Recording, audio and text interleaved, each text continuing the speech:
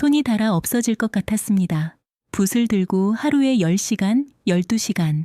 눈이 침침해지고 손목이 떨려도 멈추지 않았습니다. 방은 좁았고 창밖은 늘 같은 풍경이었어요. 유배지의 아침은 서울의 아침과 달랐습니다.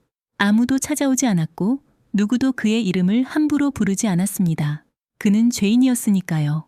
그 죄인이 18년 동안 쓴 책이 500여 권입니다. 한 사람이 유배지에서 500권. 도대체 이게 어떻게 가능한 일이냐? 그리고 더 중요한 질문이 있습니다. 그는 왜 썼냐? 아무도 읽어주지 않을 수도 있는 글을 왜 그 좁은 방에서 죽도록 썼냐? 이 질문이 오늘 이야기의 전부입니다. 1762년 경기도 광주 마현, 지금의 남양주 조안면입니다. 한 아이가 태어났습니다. 아버지는 진주 목사를 지낸 정재원이었고 집안은 그럭저럭 괜찮은 남인 계열 양반가였습니다. 아이의 이름은 약용, 자는 미용, 호는 여러 개였지만 우리에게는 다산이라는 이름으로 남았습니다. 어린 정약용은 비범했습니다. 4살에 천자문을 뗐고 7살에 시를 지었어요. 아버지 정재원은 이 아이를 보면서 뭔가 다르다는 걸 느꼈습니다. 그냥 총명한 게 아니라 세상의 이치에 목말라 하는 아이였거든요. 왜 그렇게 되는지, 어떻게 하면 더 잘 되는지 그 질문을 멈추지 않는 아이였습니다. 정약용이 15살이던 1776년 조선의 새 왕이 즉위합니다. 정조입니다. 이 이름이 나온 순간 정약용의 운명도 함께 시작된다고 보면 됩니다. 정조는 조선 역사에서 가장 고독한 왕 중 한 명이었습니다. 아버지 사도세자가 뒤주에 갇혀 죽는 걸 10살의 눈으로 목격했어요. 그 기억을 평생 안고 살았습니다. 왕이 됐지만 사방이 적이었습니다. 노론 벽파가 조정을 장악하고 있었고 그들은 새 왕을 인정하면서도 경계했습니다. 정조는 이 상황을 돌파하기 위해 인재를 모았습니다. 신분, 당색을 따지지 않겠다고 했어요. 실력 있는 사람이라면 등용하겠다고 했습니다. 그 선언이 당시 조선에서 얼마나 급진적인 발언이었는지는 직접 그 시대 속에 서봐야 알 수 있습니다. 당파 싸움이 200년 넘게 이어진 나라에서 왕이 당파를 보지 않겠다고 선언한 겁니다. 정약용이 처음 정조를 만난 건 1783년이었습니다. 22살. 성균관 시험에서 정조의 눈에 들었어요. 정조가 직접 시험 문제를 내고 답안을 읽고 이 청년을 주목했습니다. 정조는 그를 당겨 썼습니다. 규장각 초계문신으로 발탁했고 이후 정약용은 정조의 각종 프로젝트에 참여하게 됩니다. 수원 화성 설계, 한강 배다리 설계, 거중기 제작. 이 사람이 건축도 하고 토목공학도 하고 철학도 하고 시도 썼습니다. 뭐 하나 못하는 게 없었습니다. 하지만 이 시절 정약용에게는 한 가지 위험한 연결고리가 있었습니다. 천주교입니다. 18세기 조선에 천주교가 들어왔을 때 처음에 양반들에게 그건 서학이었습니다. 서양에서 온 학문, 지적 호기심의 대상이었어요. 정약용의 형 정약전, 그리고 매형 이승훈이 이 서학에 깊이 빠졌습니다. 이승훈은 1784년 북경에서 세례까지 받고 돌아왔어요. 정약용 본인은 어땠냐? 청년 시절에 천주교 관련 서적을 읽었고 일정 기간 관심을 가졌습니다. 하지만 그가 정말로 신자였는지 아니면 지적 탐구의 차원이었는지는 지금도 논쟁이 있어요. 정약용 자신은 나중에 나는 일찍이 그 잘못을 깨닫고 떠났다고 했습니다. 그런데 문제가 있었습니다. 형 정약종은 독실한 천주교 신자였어요. 형 정약전도 깊이 연루되어 있었습니다. 가족이 그 안에 있었습니다. 조선 정부가 천주교를 사교로 규정하고 탄압을 시작했을 때 정약용의 이름은 이미 그 안에 들어가 있었습니다. 1800년 정조가 갑작스럽게 죽습니다.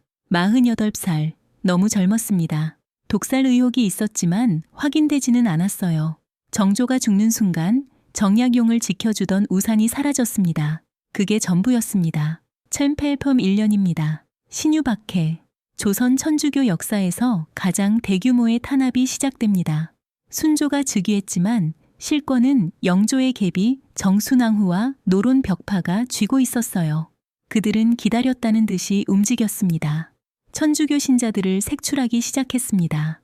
처형 숫자가 어마어마했습니다. 이 해에만 100명이 넘는 천주교 신자가 처형됐고 황사영이라는 사람은 중국 북경의 주교에게 조선에 외국 군대를 보내달라는 편지를 썼다가 발각되어 능지처참을 당했습니다. 정약용의 형 정약종, 처형됐습니다. 매형 이승훈, 처형됐습니다. 그리고 정약용 본인은 강진으로 유배됐습니다. 형 정약전은 흑산도로 두 형제가 서로 다른 방향으로 끌려가면서 마지막으로 나눈 인사가 지금도 전합니다. 나주 율정점이라는 주막에서 하룻밤을 함께 보내고 아침에 갈라졌어요. 형이 흑산도 쪽으로 가고 정약용이 강진 쪽으로 가면서 두 형제는 다시는 만나지 못합니다. 그 이별이 얼마나 잔인한 이별이었는지는 이후 정약용이 형에게 보낸 편지들을 읽으면 압니다. 강진에 도착한 정약용의 처지를 상상해 봐야 합니다. 40살. 그것도 부족하고 더 정확히 말해야 해요. 서울의 관료였던 사람, 정조의 총애를 받던 사람, 수원 화성을 설계한 사람. 그가 전라도 강진의 낯선 마을에 죄인으로 떨어진 겁니다. 처음에 강진 사람들은 그를 외면했습니다. 죄인이었으니까요. 게다가 천주교 관련자. 아무도 방을 내주려 하지 않았어요. 동문 밖 주막의 노파가 처음으로 그에게 방 한 칸을 내줬습니다. 그 방에서 정약용의 유배 생활이 시작됩니다. 그 방의 이름을 정약용은 직접 지었어요. 사이자의 4가지를 바로잡는 방. 생각, 용모, 말, 행동. 이 4가지를 바로잡겠다는 다짐을 방 이름에 새겼습니다. 죄인으로 쫓겨난 방에서 그걸 다짐으로 삼았습니다. 왜 이런 짓을 했냐? 무너지지 않으려고. 죄인이라는 딱지, 유배지의 고독, 가족과의 단절. 이 모든 것이 한 사람을 무너뜨리기에 충분했습니다. 실제로 유배지에서 정신이 무너진 사람들이 많았어요. 술에 빠지거나 자포자기하거나 그냥 소멸해버렸습니다. 정약용은 붓을 들었습니다. 그런데 여기서 반전이 있습니다. 강진에서 정약용은 처음 4년 동안 주막방에 있었는데 이 시기에 그는 학생들을 가르치기 시작합니다. 가난한 집 아이들, 양반집 자제들, 누구든 와서 배우려 하면 가르쳤어요. 그게 소문이 났습니다. 그러면서 이상한 일이 벌어집니다.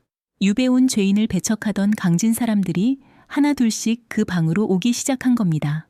배우러 온 거예요. 아이들을 통해서 어른들도 알게 됐고 강진의 지식층도 관계를 트기 시작했습니다. 이게 왜 반전이냐면 정약용을 쫓아낸 건 조정의 권력자들이었습니다. 그를 죄인으로 만들고 귀양 보낸 사람들. 그런데 귀양지에서 정약용은 오히려 사람들을 모으고 영향력을 만들어가고 있었어요. 권력이 죽이려 했는데 그 죽이는 행위가 오히려 정약용을 강진 땅에 심어버린 겁니다. 1808년 정약용은 강진에서 10리 떨어진 만덕산 기슭의 다산초당으로 거처를 옮깁니다. 이 집이 진짜 본격적인 저술의 장소가 됩니다. 다산초당에서 정약용이 어떻게 살았는지를 알아야 합니다. 아침에 일어나면 글을 쓰고 제자들을 가르치고 또 글을 쓰고 그 사이에 강진의 농민들이 어떻게 사는지 보고 세금이 어떻게 거치는지 보고 아전들이 어떻게 백성을 착취하는지 봤습니다. 그게 글이 됐어요. 단순히 이론으로 쓴 게 아닙니다. 눈앞에서 벌어지는 현실을 보고 쓴 겁니다. 정약용의 제자들이 나중에 증언한 내용이 있어요. 선생님은 새벽 서너 시에 일어나 글을 썼고 밤늦게까지 붓을 놓지 않았다고. 제자들에게도 엄격했는데 그보다 자기 자신에게 더 엄격했다고. 그가 이 시기에 쓴 저술들의 목록을 보면 숨이 막힙니다. 경전연구, 목민심서, 흠음신서, 경세유표, 마진, 애엉각비, 열수전서. 분야가 다릅니다. 경학, 행정학, 법학, 의학, 언어학, 문학. 한 사람이 한 분야만 깊이 판 게 아니라 조선이라는 나라 전체를 다시 설계하려 했어요. 왜 이렇게 폭이 넓었냐? 그는 조선을 고치고 싶었습니다. 여기서 정약용의 가장 중요한 책 3권을 봐야 합니다. 목민심서, 경세유표, 흠음신서. 이 3권을 묶어서 일표이서라고 합니다. 정약용 스스로 이 3 저술을 자기 사상의 핵심으로 봤어요. 먼저 경세유표, 나라의 제도를 어떻게 바꿔야 하는가. 관직제도, 토지제도, 세금제도, 군사제도. 조선의 모든 시스템을 해부하고 재설계한 책입니다. 분량이 49권이에요. 지금으로 치면 국가개혁백서입니다. 정약용이 경세유표에서 말하는 핵심은 뭐냐? 지금 조선의 시스템은 백성을 위한 게 아니다. 관료들을 위한 것이다. 이걸 뒤집어야 한다. 권력이 백성으로부터 나와야 한다고 했어요. 임금은 백성이 추대한 것이라고 했습니다. 이 말이 18세기 조선에서 얼마나 위험한 말이었는지 생각해 보세요. 왕권 신수설이 당연했던 시대에 임금은 백성이 만든 것이라고 썼습니다. 다음은 목민심서. 이건 지방 수령들을 위한 매뉴얼입니다. 목민관, 즉 백성을 다스리는 관리가 어떻게 행동해야 하는지를 쓴 책이에요. 48권. 부임하는 것부터 시작해서 업무를 처리하는 방법, 백성을 대하는 방법, 물러나는 방법까지. 근데 이 책이 단순한 공무원 매뉴얼이 아닙니다. 정약용이 목민심서를 쓰면서 가장 많이 한 말이 뭐냐면 백성의 고통을 알아야 한다입니다. 당신이 수령으로 부임하기 전에 그 지역에서 백성들이 어떻게 살고 있는지를 먼저 알아야 한다. 세금을 걷기 전에 그 세금이 어디서 오는지를 알아야 한다. 형벌을 내리기 전에 그 사람이 왜 그랬는지를 알아야 한다. 지식인의 책임. 그게 목민심서의 핵심입니다. 마지막으로 흠음신서. 이 책이 제일 기묘합니다. 형사사법개혁서예요. 조선의 형벌 제도가 얼마나 잔인하고 불합리한지를 수백 개의 사례를 들어서 분석했습니다. 정약용이 흠흠신서를 쓰게 된 직접적 계기가 있어요. 강진 유배 시절, 그는 실제로 억울하게 처형된 사람들의 사례를 들었습니다. 관리들이 수사를 제대로 안 해서 증거를 조작해서 또는 그냥 귀찮아서 무고한 사람에게 형을 내린 사건들, 그걸 그냥 지나치지 못했어요. 흠흠신서에서 정약용이 한 말이 있습니다.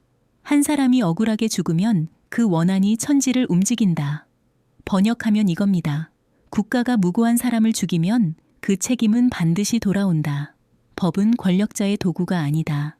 근데 잠깐, 여기서 불편한 질문을 해야 합니다. 정약용은 노비제도에 대해서는 어떻게 생각했냐? 그는 여전히 노비제도 자체를 당연한 것으로 봤습니다. 노비를 해방하자고 주장하지 않았어요. 여성의 권리에 대해서도 그 시대의 한계를 벗어나지 못했습니다. 서울 차별 문제에는 일정 부분 개혁적 시각을 보였지만 신분제 자체를 뒤엎자는 주장은 하지 않았어요. 그는 혁명가가 아니었습니다. 개혁가였습니다. 그 차이가 중요합니다. 정약용이 꿈꾼 건 조선을 부수는 게 아니라 조선을 고치는 것이었어요. 더 공정하고, 더 효율적이고, 더 백성 중심으로. 그 프레임 안에서 그는 당시 동아시아에서 가장 급진적인 개혁론자 중 한 명이었습니다. 하지만 프레임 자체는 바꾸지 않았어요. 이게 정약용의 한계이기도 하고 또 그가 처한 시대의 한계이기도 합니다. 판단은 여러분이 해야 합니다. 다시 강진으로 돌아갑시다. 정약용이 다산초당에 있는 동안 그는 가족에게 편지를 씁니다. 아내와 두 아들에게. 그 편지들이 지금도 남아 있어요. 아들들에게 쓴 편지를 보면 정약용이 얼마나 현실적인 아버지였는지 알 수 있습니다. 그는 아들들에게 이렇게 썼어요. 우리 집은 이제 망한 집이다. 양반의 지위를 유지하기 어렵다. 그러니 너희는 공부와 농사를 함께 해야 한다. 처절합니다. 하지만 현실적입니다. 그리고 그 편지에는 이런 말도 있어요. 내가 귀양 와서 가난하게 살지만 책은 많이 남겨줄 수 있다. 아버지로서 재산은 못 물려줘도 지식은 물려줄 수 있다. 정약용은 자기가 유배지에서 쓰는 책들을 아들들에게 보내고 있었습니다. 원고를 말아서 편지와 함께 붙였어요.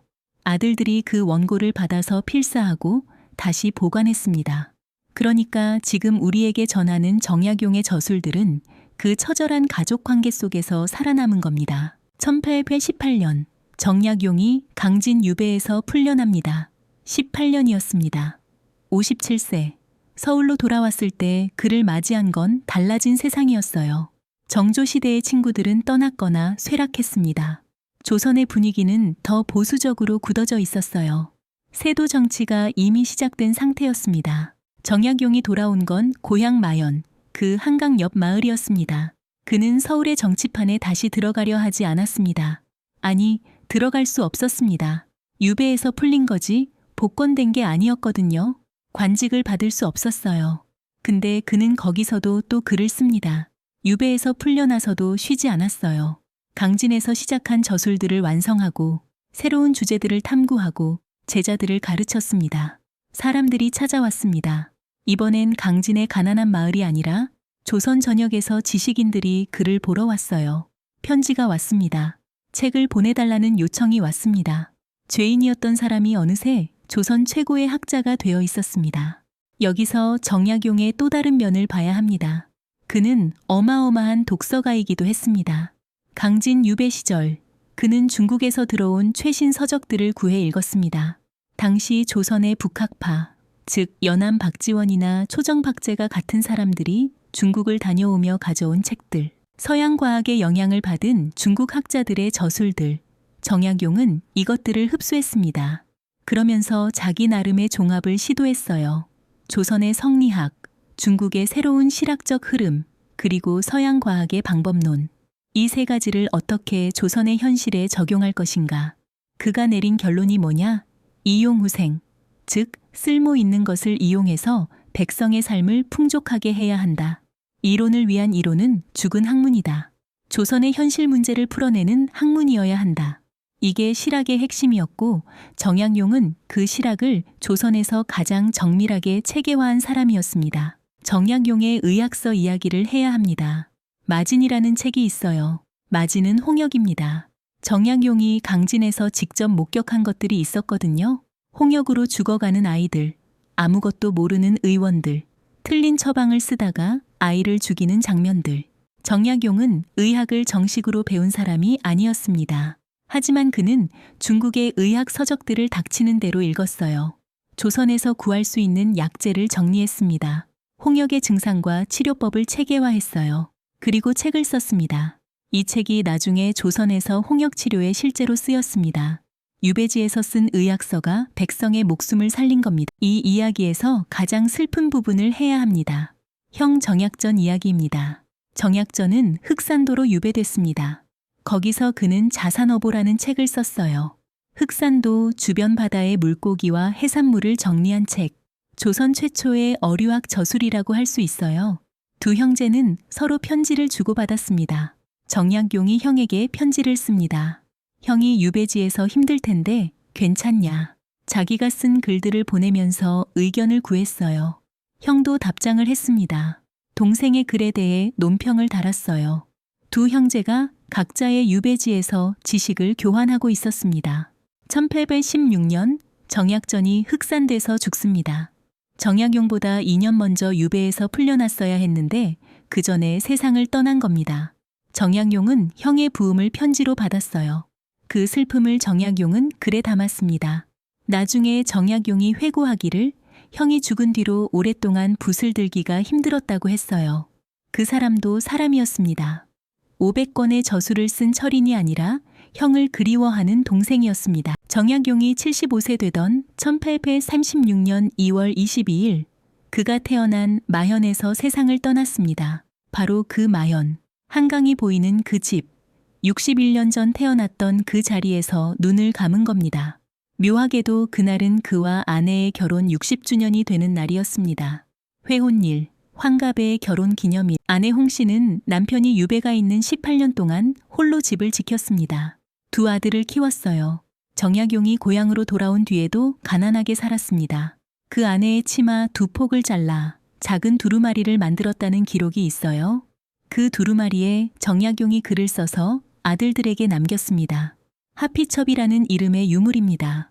아내의 침에 쓴 글, 그 오래된 붉은 치마천에 붓으로 남긴 가훈, 이게 지금도 남아 있습니다.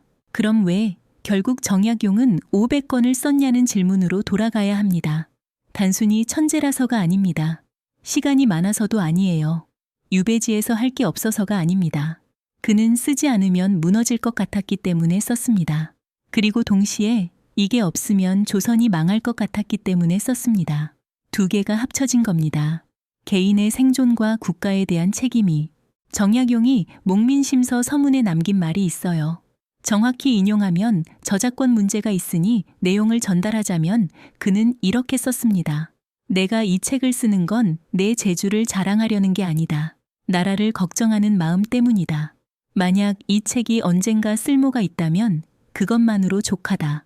쓸모가 있다면 그는 자기가 살아서 이 책이 쓰이는 걸 볼 수 없을 수도 있다는 걸 알았습니다. 조선의 현실이 그렇게 빨리 바뀌지 않는다는 것도요. 그래도 썼습니다. 정약용이 죽은 후 조선은 어떻게 됐냐? 세도 정치는 계속됐습니다. 안동 김씨, 풍양조 씨가 번갈아가며 권력을 쥐었어요. 정약용이 경세유표에서 비판한 그 구조가 오히려 더 강화됐습니다. 1860년대 고종이 즉위하고 흥선대원군이 개혁을 시도하면서 목민심서가 다시 주목받습니다. 지방행정개혁의 참고 자료로 활용됐어요. 하지만 정약용이 꿈꿨던 근본적인 개혁은 이루어지지 않았습니다. 1910년 조선은 망했습니다. 정약용이 경세유표에서 개혁하자고 했던 그 나라가 그가 죽은 지 74년 만에 사라진 겁니다. 이게 어떤 의미냐? 정약용이 틀렸냐? 아니면 조선이 그를 무시했냐? 일제강점기에 흥미로운 일이 벌어집니다. 조선의 지식인들이 정약용을 재발견합니다. 민족주의 역사학의 흐름 속에서 정약용은 조선이 스스로 근대화할 수 있었던 가능성의 상징이 됐어요. 우리에게 이런 사람이 있었다. 우리가 스스로 고칠 능력이 있었다. 그걸 일본이 막은 것이다. 최남선, 정인보 같은 학자들이 정약용 연구를 진지하게 시작했습니다. 정약용이 유배지에서 쓴 책들이 그가 죽고 100년이 지나서야 본격적으로 읽히기 시작한 겁니다. 오늘날 정약용의 저술들은 어디에 있냐? 서울대학교 규장각에 상당수가 보관되어 있습니다. 국가에서 번역 사업을 진행했고 지금은 한국어로도 읽을 수 있는 저술들이 많아요. 목민심서 같은 경우는 여러 번 번역되고 출판됐습니다. 2012년에는 유네스코 세계기록유산 등재가 논의됐고 그의 저술들을 어떻게 보존하고 활용할지는 여전히 논의 중입니다. 그리고 매우 현실적인 이야기를 하자면 목민심서는 지금도 공무원들이 읽습니다. 행정학과 교재에 그의 사상이 들어가 있어요. 누군가 지방자치 개혁에 대해 논문을 쓸 때 18세기 유배지에서 쓴 책을 참고 자료로 씁니다. 정약용이 바라던 쓸모 있다면 족하다가 200년이 지나서 실현되고 있는 겁니다. 그런데 저는 여기서 불편한 질문을 하나 더 해야 합니다. 만약 정약용이 유배를 가지 않았다면 어땠을까요? 만약 정조가 죽지 않았다면, 신유박해가 일어나지 않았다면, 정약용이 계속 서울에서 관료로 살았다면 그가 그 500권을 썼을까요? 어쩌면 쓰지 못했을 겁니다. 바쁜 관료가 그 방대한 저술을 완성하기는 어렵습니다. 정치적 눈치를 봐야 하는 환경에서는 경세유표 같은 급진적인 개혁론을 써내기가 힘들었을 거예요. 역설이 있습니다. 그를 짓밟았던 권력이 동시에 그가 500권을 쓸 수 있는 조건을 만들었다는 역설. 권력이 그를 죽이려 했는데 그 행위가 오히려 그를 불멸하게 만든 겁니다. 이게 역사의 아이러니입니다. 마지막으로 한 가지를 생각해 봐야 합니다. 정약용이 다산초당에서 글을 쓰던 그 새벽들, 바깥은 조용했을 겁니다. 강진의 산골짜기, 아무도 그를 부르지 않는 새벽, 그 시간에 그는 무슨 생각을 하면서 붓을 들었을까요? 서울에 있는 가족을 생각했을까요? 젊었을 때 정조와 나눈 대화를 떠올렸을까요? 아니면 그냥 눈앞에 빈 종이를 채우는 데 집중했을까요? 우리는 알 수 없습니다. 다만 알 수 있는 것은 그가 멈추지 않았다는 겁니다. 18년 동안 권력이 자기를 내버렸을 때도, 형이 세상을 떠났을 때도, 아들들이 잘 크고 있는지 알 수 없을 때도 붓을 들었습니다. 그 의미가 무엇인지, 오늘 우리에게 그가 무엇을 말하고 있는지 저는 답을 드리지 않겠습니다. 대신 이것만 남기겠습니다. 지금 여러분이 포기하고 싶은 무언가가 있다면, 아무도 알아주지 않을 것 같은 일을 혼자 하고 있다면 그 강진의 새벽을 한 번쯤 떠올려 보셨으면 합니다.